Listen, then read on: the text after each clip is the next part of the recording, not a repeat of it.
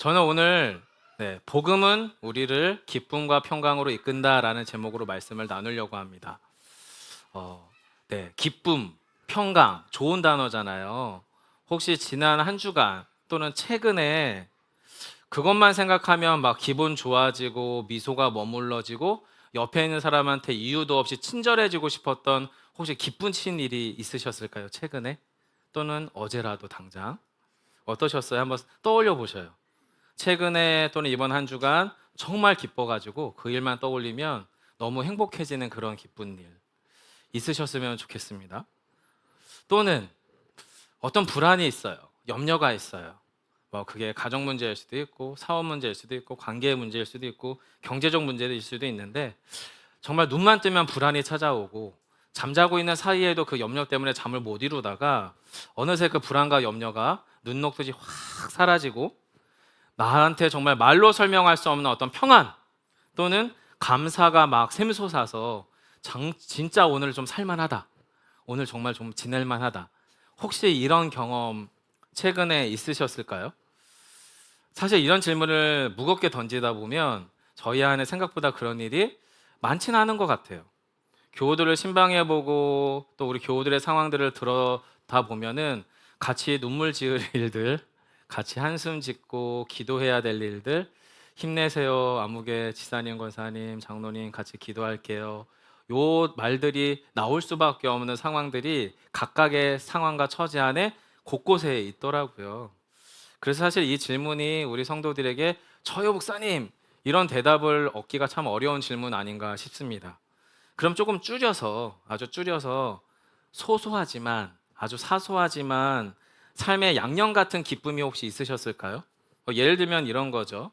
편의점에서 그냥 무심코 1,000원짜리 한두 장 가지고 로또를 샀어요.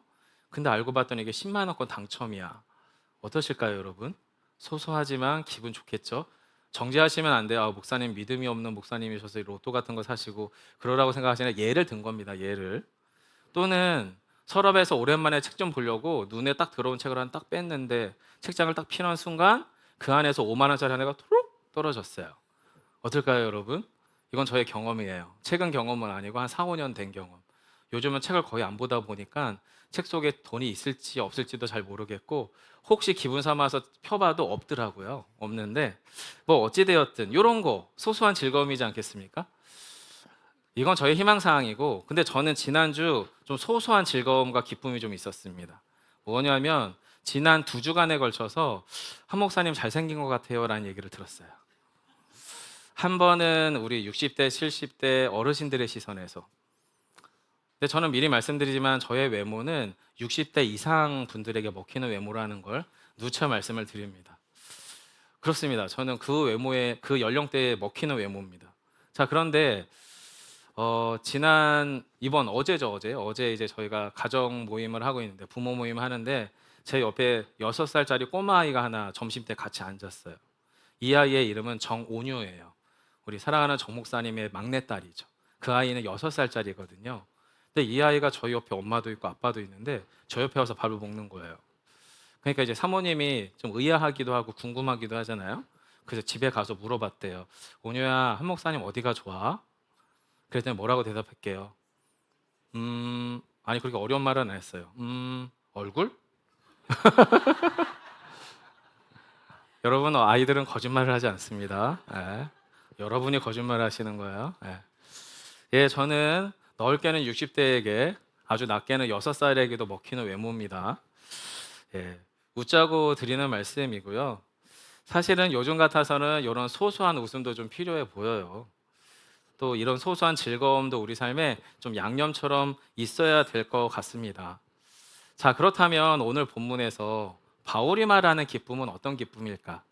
물론 이런 소소한 기쁨도 당연히 바울의 삶에 있었기를 기대하고 또 그럴 거예요. 그런데 오늘 본문에서 말하는 이 바울의 기쁨은 이런 소소한 기쁨을 넘어서죠. 어떤 기쁨이냐면 한마디로 정리하자면 관계적 기쁨, 관계로부터 오는 기쁨이더라고요. 가장 쉽게 설명드릴 수 있는 건 본문 1절에 담겨져 있어요. 여러분 본문 1절을 한번 보시겠습니까? 자막을 좀 준비했는데 같이 한번 천천히 읽어볼게요. 빌립보 교회 성도들에게 쓴 편지고요. 사도 바울이 빌립보교회 성도들에게 뭐라고 호칭하는지를 보면서 읽었으면 좋겠어요. 같이 천천히 읽어볼까요? 시작. 그러므로 나의 사랑하고 사모하는 형제들, 나의 기쁨이요 면류관인 사랑하는 자들아, 이와 같이 주 안에 서라. 아멘. 앞서서 1장, 2장, 3장에서 여러 가지 당부의 이야기를 하고 최종적으로 편지의 결론 부분에서 말미에서 자, 그러므로 나의 사랑하며 너무나 보기를 사모해 맞이하는 형제 여러분들, 당신들은 저의 기쁨이에요 라고 말하고 있어요. 여러분, 이것이 단순히 말로만 하는 형식적인 표현은 아니에요. 이 시대는요, 종이를 구하기도 어려웠고요, 편지를 통해서 멀리에 있는 사람들에게 안부를 나누는 일이 그렇게 공공연하고 쉬웠던 일은 아니에요. 저희가 그냥 전화기로 카톡 몇 번 뾰로록 하고 보내는 그런 수준의 소통이 불가능한 시대였단 말이죠. 그런 비싼 종이 가지고 어렵게 지금 사도 바울이 지금 옥에 있단 말이죠. 감옥에 갇혀 있는 상태에서 어려운 기회를 얻어서 그 많고 많은 교회와 성도들 중에서도 특별히 빌립보 교회 성도들에게 이 편지를 쓴다라는 것은, 그리고 그들에게 말미에 나의 사랑하는 자들이며 저의 기쁨입니다라고 말하는 것은 저는 진심이라고 믿어요. 여러분, 왜 이렇게 기쁠까요?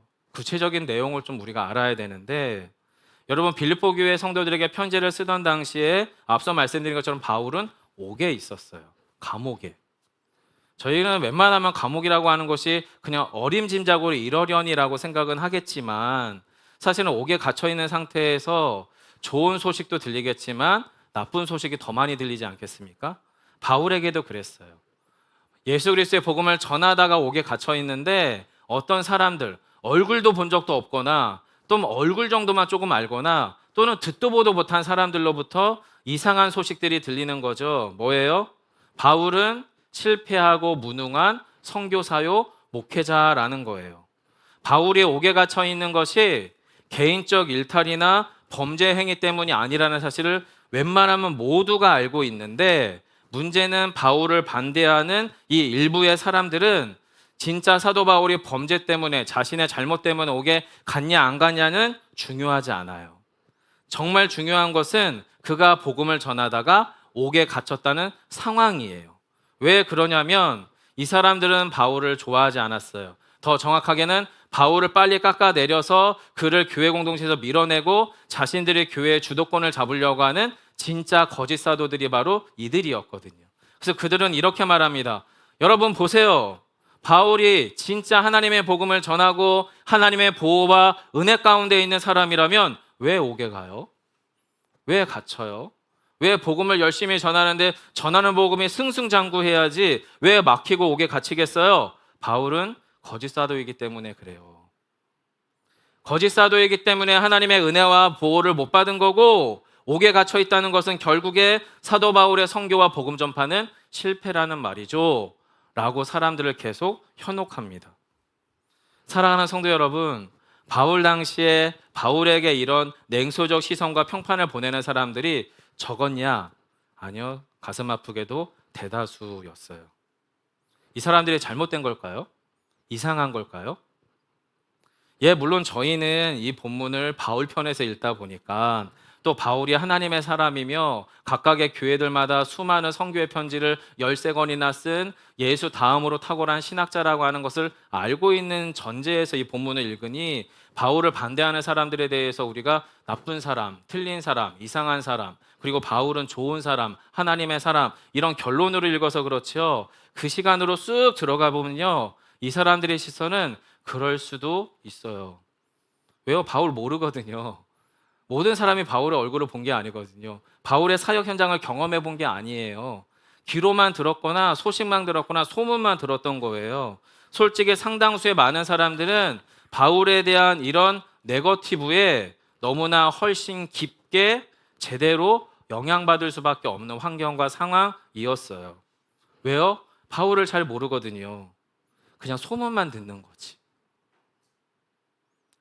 그만큼 사실은 초대교회 안에는 바울을 반대하고 대적하는 생각보다 거짓 사도와 가짜 순회 선교사들이 꽤 많았던 거예요. 그러면 바울을 그렇게 평가하는 그 사람들이 잘못이냐? 내 잘못은 잘못이지만 그럴 수도 있습니다. 왜 그래요? 앞서 말씀드린 것처럼 정말 많은 거짓 사도와 순회 선교사들을 성도들이 너무 많이 봐온 거예요. 세상 억울하다고 했는데 알고 봤더니 진짜 범죄자였어. 자긴 정말 아무 일도 없었다고 말하는데 그 사람이야말로 스캔들의 장본인이야. 목사도 장로도 교회 교인들도 그런 장본인은 한복판 안에 있는 거예요. 이걸 여러분 우리는 뭐라고 얘기하냐면 부정적 자기 학습이라고 불러요. 신앙생활하기에 가장 어려운 상처 중에 하나가 뭐냐면 이 부정적 자기 학습에 너무 깊이 노출되어 있는 성도들은 믿고 싶어도 못 믿어요. 신뢰하고 싶은데 신뢰가 되질 않아요. 말 한마디 행동 하나에도 뭐가 있겠지라고 하는 물음표를 하나도 아니고 둘도 아니고 수십 개를 갖다 붙이게 되는 거예요. 그런 사람들이 바울에 대한 부정적 평판을 한번 싹 들었는데 거기에 그냥 순식간에 어떻게 해요? 휩쓸려 버리는 거예요. 사실 확인도 하지 않죠. 아니요, 더 정확하게는 사실을 확인할 필요도 없어요. 왜냐하면 바울에 대한 부정적인 평가를 듣는 순간 그에 대한 신뢰를 스스로 멈춰 버렸거든요. 그런데 빌립보 교회 성도들은 다르네요. 빌립보 교회 성도들은 현재 옥에 갇혀 있는 바울을 실패한 목회자요, 무능한 목회자요, 부정한 목회자와 선교사로 바라보고 있지 않아요. 빌립보 교회 성도들은 바울이요, 빌립보 교회의 최초의 설립자라는 것을 알아요. 그리고 바울이 전한 복음이 무엇인지 알고, 바울이 보여준 복음이 무엇인지 알고, 바울이 살아낸 복음이 무엇인지 알아요. 여기까지는 똑같아요. 그런데 차이점이 있어요. 빌립보 교회 성도들은 바울이 보여준 복음, 바울이 살아낸 복음, 그렇기 때문에 바울을 어떻게 해요? 신뢰하기로 결정해요. 다르게 말하자면 누가 아무리 뭐라고 하든지 바울을 진심으로 사랑하고 믿기로 결정한 사람들이에요. 어떤 일이 있어도 그를 믿기로 한 매우 불안하고 불안정한 신뢰관계 안으로 들어가기로 빌립보 교회 성도들은 결정합니다. 게다가 이 빌립보 교회 성도들은 옥에 갇혀 있는 바울이 오기만을 기다리지 않아요. 바울 선생님만 오면 제가 다시 교회 나올게요. 바울 선생님이 설교하면 다시 예배드리러 올게요. 설교 들으러 올게요. 바울 선생님만 나오면 제가 전도도 하고 제대로 신앙생활 할게요. 그러지 않아요. 이 빌립보서 앞부분을 읽어나가다 보면 바울이 옥에 있든지 없든지, 자신들과 함께 있든지 없든지 빌립보 교회 성도들 안에 복음의 진보가 나타나므로 바울이 너무나 기쁘고 감사하다라고 하는 표현이 빌립보서 서론 부분에 있어요. 결국에 빌립보 교회 성도들은 뭐예요? 바울의 상황과 상관없이 스스로 바울이 전했던 복음, 바울이 보여준 복음, 바울이 살아낸 복음 안에 스스로가 걸어 들어가서 예수의 복음 안에서 바울이 있든지 없든지, 바울이 어떠하든지 저쩌하든지 스스로 영적으로 성장하고 성숙하기로 결정한 사람들이었어요.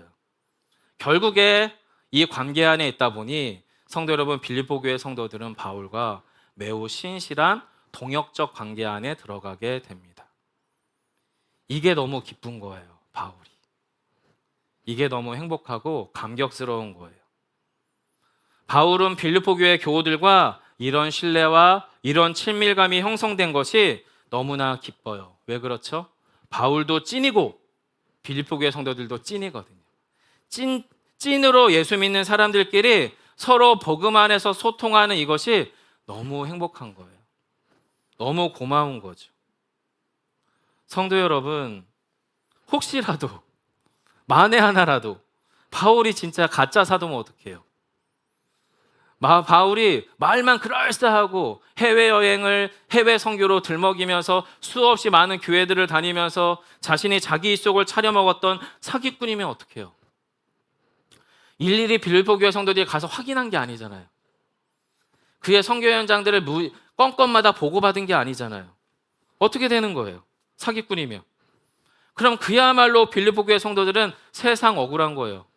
사기꾼에게 사기를 당하고 바보가 된 거잖아요. 예, 물론 바울이 정말 그런 놈이라면 나쁜 놈이고 세상 억울한 게 맞지요. 그런데 만약에 정반대로 가정해 보자고요. 정반대로 바울은 진짜 신실한 하나님의 사람인데 빌립보 교회 성도들이 부정적인 자기 학습에 길들여진 나머지 망설임 없이 바울을 가짜 사도요 거짓 순회 선교사로 낙인 찍고 스스로 저놈의 바울 때문에 나 교회 안 다닐란다, 나 예수 안 믿을란다, 저놈이 전한 복음은 가짜더라 라고 확신하고 스스로가 예수의 복음에 신실히 참여할 수 있는 삶을 포기하며 그걸 회피하는 구실로 삼았다면 어떻게 될까요? 어떻게 될까요? 그렇다면 애시당초 요 빌립보서라는 성경 자체가 쓰여지질 않았어요. 기록될 수가 없어요. 그리고 빌립보 교회를 통한 사도 바울의 복음 전파도 끊어지고 망하고 말았을 겁니다. 사랑하는 성도 여러분, 성경이 말하는 항상 기뻐하십시오, 주 안에서 기뻐하십시오, 또는 나는 여러분이 나의 기쁨입니다, 이 말들은 립서비스가 아니에요. 그냥 막연한 감정적인 허상이 아니에요. 뜬구름 잡는 이야기가 아니에요. 자기 긍정에 기초한 상황은 그렇지만, 관계는 그렇지만 내가 너를 믿겠다라고 하는 그런 자기 확신에 기초한 정신 승리도 아니에요. 바울이 누리던 기쁨은 찐이에요. 분명한 근거가 존재했어요. 진짜로 바울과 빌립보 교우들 안에 관계적 기쁨이 있었어요. 서로를 믿기로, 서로를 사랑하기로 결정한 관계적 기쁨. 그 관계로부터 오는 결코 훼손될 수 없는 기쁨이 바울과 빌립보 교회 교우들 가운데 있었죠. 저는 우리 예수 비봉교회 안에, 또 저와 여러분들 안에, 또 우리 교우들 안에 이 기쁨이 충만해지기를 기도합니다. 예, 저희는 비교적 건강하고요, 비교적 서로에게 친절하고요, 비교적 서로에게 깊은 사랑을 나눌 준비가 되어 있는 교회라는 것을 확신해요. 하지만 이게 내 판단, 내 기준, 내 평판, 내 확신에 근거한다면 아무개 씨가 오늘은 내 마음에 들지만 어떤 날은 마음에 안 들 거예요. 그러면 여러분, 우리의 관계와 기쁨은 순식간에 사라지고 말 겁니다. 바울이 그렇습니다. 바울이 누리고 있는 이 신실한 성도들과의 교제의 기쁨, 관계의 기쁨은 이게 전부라면 어려워요. 근데 오늘 본문을 보면 그렇지 않아요. 이 동역자 간에 누리는 관계적 기쁨이 변질되지 않고 지속 가능하도록 보다 근원적인 관계적 기쁨이 오늘 본문에 등장하거든요. 그게 본문의 4절이에요. 같이 한번 볼까요? 4절입니다. 주 안에서 항상 기뻐하라. 내가 다시 말하노니 기뻐하라. 아멘. 여러분, 이 본문을 우리가 만약에 바울에게 듣는다면 그 뉘앙스가 되게 이상할 거예요. 말투가. 이런 식이에요. 여러분, 기뻐하세요. 기뻐해야 됩니다. 기뻐합시다, 여러분. 이런 식이에요. 명령이에요. 명령. 권유가 아니에요. 우리 이렇게 함께 기뻐할까요? 이런 권유가 아니라 여러분, 기뻐해야 됩니다. 마치 이런 거죠. 정말 사랑하고 싶지 않은데, 야, 넌 날 사랑해야 돼. 사랑하라고 빨리. 이렇게 명령하는 셈이거든요. 말투가 그래요. 좀 이상해요. 그것도 그냥 한 번 사랑하고 한 번 기뻐하고 한 번 감사하고 평안하라는 게 아니라 끊임없이 지속적으로 쭉 기뻐하라고 하는 현재 지속되는 명령어예요. 여러분, 이게 가능한가요? 명령으로 즐거워하실 수 있습니까? 명령으로 기뻐하실 수 있어요? 명령으로 평안하실 수 있어요? 예배 오기 전에 부부간에 싸웠어요. 자녀랑 한판 했어요. 그런데 어떻게 기뻐할 수 있어요? 지금 내 사업이 간당간당해요. 내 건강이 간당간당해요. 내 통장 잔고가 간당간당하단 말이죠. 그런데 명령한다고 어떻게 기뻐할 수 있죠? 지금 기뻐하라고 한들 지금 내가 기뻐할 기분이 아닌데 어떡하죠? 즐거워할 상황이 아닌데 어떻게 기뻐할 수 있을까요? 성도 여러분, 그러면 바울이 말하는 이 4절이 도대체 어떤 의미냐를 다시 봐야 돼요. 바울이 말하는 이 명령어에 기뻐하라라는 것은 내 상황과 감정이 아닌데 그냥 맹목적으로 그렇게 하라고 했으니까 그렇게 할게요라고 하는 맹목적 추종이 아니에요. 또는 미신적인 마법 주문이 아니에요. 덮어놓고 기뻐하면 복 받을 거야 라고 하는 영적 세뇌는 더더군다나 아니에요. 그러면 뭐죠? 이 현재 명령어의 단서는 맨 앞에 주 안에서라는 단서가 있어요. 주 안에서. 주 안에서라고 하는 말 안에 어떤 의미가 있냐면, 하나님, 지금 제 감정은, 제 상황은, 제 처지는 기뻐할 수 없고요, 평안할 수 없고요, 소망을 누릴 수 없고요, 즐거워할 수 없는 게 너무나 분명하지만 저는요, 제 상황과 상관없이, 제 처지와 상관없이, 제 입장과 상관없이 예수 그리스도 안에서 항상 기뻐할 그 기쁨의 근원을 주님께 두기로 결정합니다. 라는 의지적 표현입니다. 의지적 표현이에요. 기쁨의 근원을 반드시 예수님 안에 두겠습니다. 라고 하는 의지적, 관계적 표현이라는 거예요. 나의 기쁨의 이유와 원인을 나한테서 안 찾겠다는 거예요. 나의 기쁨과 감사의 원인을 나의 상황과 관계와 조건으로부터 찾지 않겠다라는 의지적 표현이에요. 왜요? 바울이 지금 옥에 있잖아요. 옥에 있는데 여러분 상황이 좋아지면 얼마나 좋아지겠어요. 옥에 있다 보니까 부정적 평판들이 점점 쌓여가잖아요. 이걸 만회할 기회도 없어요. 이걸 어떻게 하겠어요? 상황은 점점 나빠지고 바울에 대한 평판은 점점 최악으로 치달아가는데 그런 것들로 인해서 상황과 처지와 입장을 따져보자면 기뻐할 수 없어요. 기뻐한다는 게 이상한 일이죠. 그런데 놀라운 일은 뭐예요? 빌립보 교회 성도들로부터 소식이 들려오는 거예요.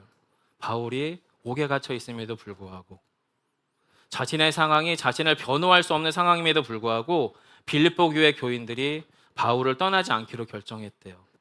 바울이 전한 복음을 부정하거나 떠나지 않기로 결정했대요. 이게 왜 안 기쁘겠어요, 여러분? 놀랍게 기쁘죠.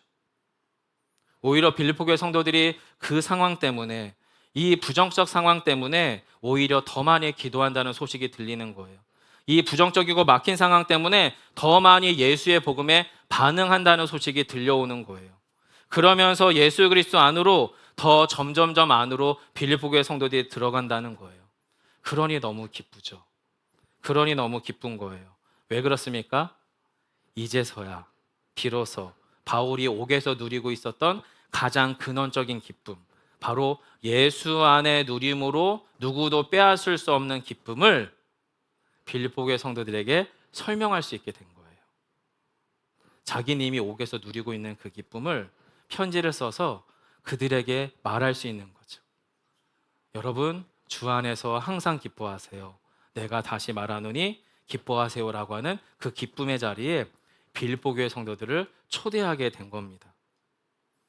사실 바울은요, 어쩌면 빌립보 교회 교우들이 사도 바울의 옥에 갇혀 있을 때 들렸던 나쁜 평판들로 인해서 바울을 욕하며 떠난다 하더라도, 또는 그가 전한 복음조차 버린다 하더라도 바울은 옥에서 견딜 수 있었을 거예요. 왜 그렇습니까? 이 관계적 기쁨, 특별히 신실한 동역의 관계에서 오는 기쁨이 없이도 그 기쁨의 출발점이 되는 예수 그리스도와의 마르지 않는 기쁨이, 흔들리지 않는 기쁨이, 취소될 수 없는 기쁨이, 삭제될 수 없는 기쁨이 먼저거든요. 예수 그리스도 안에서 바울이 누리는 그 기쁨이 먼저예요. 그런데 그런 바울에게 하나님이 깜짝 선물처럼 예수님만 함께 충분히 거할 뿐만 아니라 주님이 빌립보 교회 소식을 주는 거죠. 너만 그러고 있는 거 아니야, 바울아. 너만 내 안에서 신실하기로 몸부림치고 있는 거 아니야. 저기 빌립보 교회 성도들 봐. 쟤네도 교회 안 떠나고 마음을 함께 모아서 너를 위해 기도하고 있어. 그리고 이들이 기도가 깊어진다, 복음을 전파한다, 너가 있든지 없든지 때를 얻든지 못 얻든지 예수 그리스도를 향한 복음의 반응들이 날로 뜨거워지고 있단다. 이 소식이 서로 들리는 거죠.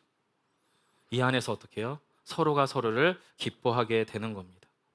사랑하는 성도 여러분, 사도 바울의 이 기쁨은 분명히 현실 속에 존재하는 기쁨입니다. 특별히 예수 안에라고 하는 영적 근거에서부터 출발하는 취소 불가, 삭제 불가, 그리고 현실 가운데서 절대 망가지고 무너질 수 없는 기쁨의 근원이 있는 거고요. 그런 사람들끼리 모이는 동역자의 관계의 기쁨이 바울이 누리는 기쁨이었습니다. 이게 우리 안에 가득하면 얼마나 좋겠습니까? 내 안에 가득하고, 우리 부부간의 관계 안에 가득하고, 가정 안에 가득하고, 교회와 나의 삶의 현장 안에 가득하다면 얼마나 좋을까? 여러분, 이렇게 가득하기 시작하니까 뒤따라오는 일들이 있어요. 그게 오늘 본문의 5절로 6절이에요.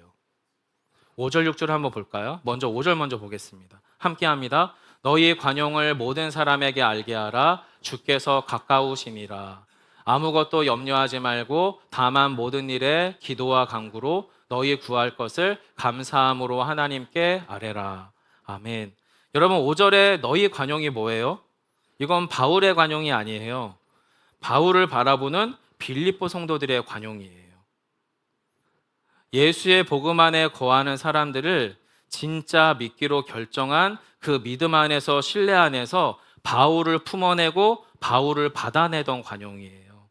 그 관용을 사람들에게 모두 알게 하라라는 거예요. 물론 빌립보 교회 성도들이 보였던 바울을 향한 그 관용은 출발은 바울이죠. 바울이 전한 복음이고 바울이 살아낸 복음이었거든요. 그런데 그 복음에 정직하게 반응한 건 빌립보 성도들의 몫이었어요. 복음에 정직하게 반응하기 시작한 빌립보 교회 성도들 안에서 바울에 대한 이상한 소문이 들리는 거예요. 말도 안 되는 소문이 들리는 거예요. 심지어 교회를 떠나고 믿음을 저버릴 법한 상황들과 이슈들이 끊임없이 밀려 들어오는 거예요. 그런데 그 상황에서 빌립보 교회 성도들이 다른 결정을 하기 시작해요. 예수의 복음 안에서 무엇이 하나님 보시기에 가장 적실한가를 질문하고 고민해 가기로 시작해요. 그러면서 빌립보 교회 성도들 안에서 예수의 복음이 흘러가기 시작하는 겁니다. 그것이 해석을 일으키기 시작하는 겁니다. 복음이 작동되기 시작하는 겁니다. 그러면서 빌립보 교회 성도들이 예수의 복음이 자기 독선이나 성급한 영적 오만이나 복음적인 어떤 악영향에 의해서 쓴뿌리에 의해서 만들어지는 변질로 옮겨가지 않고 예수의 복음이 그들을 기다리게 만들며 사도 바울을 품어내기 가능한 관용의 자리로 바울을 또 빌립보 교회 성도들을 이끌게 됐다라는 거예요. 그게 지금 5절이 말하고 있는 관용이에요. 여러분 잘하고 있어요. 그 관용대로 교회를 대하세요. 교인들을 대하세요. 세상을 대하세요. 사람들을 대하세요라고 말씀하는 거예요. 성도 여러분, 저희가 지난주에 영적 전쟁에 대한 이야기를 드렸어요. 다소 호전적인 단어들이에요. 물론 저희는 세상에 대하여 싸워야죠. 죄의 유혹과 우리의 욕망에 대해서 갈등하고 분투해야 되죠. 그런데 이것은 한 이면이고요. 복음의 완전한 밸런스는 뭐냐면 그 안에서 관용이 일어나야 돼요. 품음이, 수용이, 용납이, 기다림이 일어나는 게 진짜 복음의 결과더라라는 거죠. 성도 여러분, 그렇게 타인에 대해서, 상황에 대해서 관용되기 되기 시작할 때 우리 안에 어떤 일이 일어나냐면요, 기다릴 수 있는 힘이 붙어요. 자연스럽게 기다림에 대한 수용이 일어납니다. 이 기다림에 대한 수용을 바울은 다른 말로 기도라고 표현합니다. 다시 한번 6절을 볼까요? 함께 읽겠습니다. 아무것도 염려하지 말고 다만 모든 일에 기도와 간구로 너희 구할 것을 감사함으로 하나님께 아뢰라. 아멘. 성도 여러분, 저희가 이 구절을 유심히 보면 보통 저희는 모든 일에 염려하고 아무 일 중에 일부를 기도와 간구로 하거든요. 무슨 말인지 이해하시겠습니까?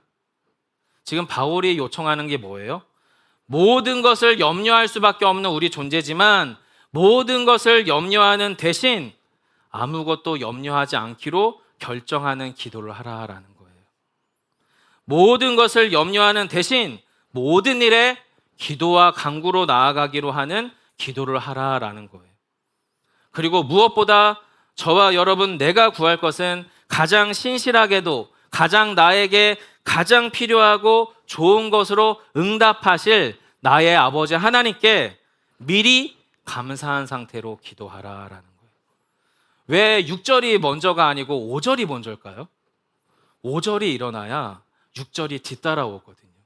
세상과 사람과 상황과 형편에 대하여 관용적이지 않은 사람은 기도할 수 없어요. 기복적이 될 수는 있죠. 내 필요를 빨리 해결해달라는 기복적 기도는 가능하지만 진짜 기도는 어려워요. 세상과 사람들을 향하여 관용적이 되고 수용적이 돼야 바울 같은 놈을 위해서도 빌립보 교회 성도들이 기도할 수 있어요. 옥에 갇혀 있는 바울이 어떤 변호도 할 수 없는 형편에 있음에도 그를 믿고 함께 모일 수 있는 관용적 태도가 있으니 찐 기도가 가능해진다라는 거예요. 성도 여러분, 그렇게 관용적인 그리스도인이 되고 기다리는, 기도하는 그리스도인이 되기 시작하면 우리 안에 어떤 일이 일어날까요? 그게 오늘 본문의 최종 결론입니다. 7절이죠. 같이 한번 읽어볼까요? 함께 읽습니다. 그리하면 모든 지각에 뛰어난 하나님의 평강이 그리스도 예수 안에서 너희 마음과 생각을 지키시리라. 아멘. 저희가 가장 원하는 거잖아요. 우리의 마음과 생각이 지켜질 수 있다면, 해석되어서 그 자리에 머무를 수 있다면 그것만큼 바라는 게 무엇이겠습니까? 여러분, 이 7절은 결국에 무슨 이야기를 하는 거예요? 우리가 그리스도의 복음 안에 깊이 들어가 관용적인 그리스도인이 되기 시작하고 기다리며 진짜 기도를 할 수 있는 그리스도인이 되기 시작하면 우리 안에서 무엇이요? 예수 그리스도 안에서 흘러나오는 예수의 정신이, 예수의 마음이, 예수의 생각이 내 것이 된다는 거예요.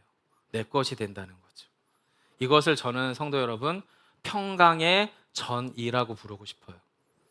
암세포만 전이 되는 거 아니에요. 불안과 우울과 공격성만 전이 되는 거 아니에요. 평강도 전이 돼요. 기쁨도 전이 돼요. 소망도 전이 돼요. 출발점은 뭐예요? 이 빌립보 교회 성도들의 편지글을 나의 말씀으로 받을 수 있는 누군가가 필요해요. 이 사람이 그걸 전이할 수 있겠죠. 결론을 맺겠습니다. 바울이 기뻐하라고 한 것은 감옥에서 억지로 쥐어짜낸 긍정의 힘이 결코 아닙니다. 실제적이고 현실적인 근거가 있어요. 가장 먼저로는 뭐죠? 자기와 동일하게 같은 믿음의 길을 걷는 동역하는 관계의 기쁨이 있었어요.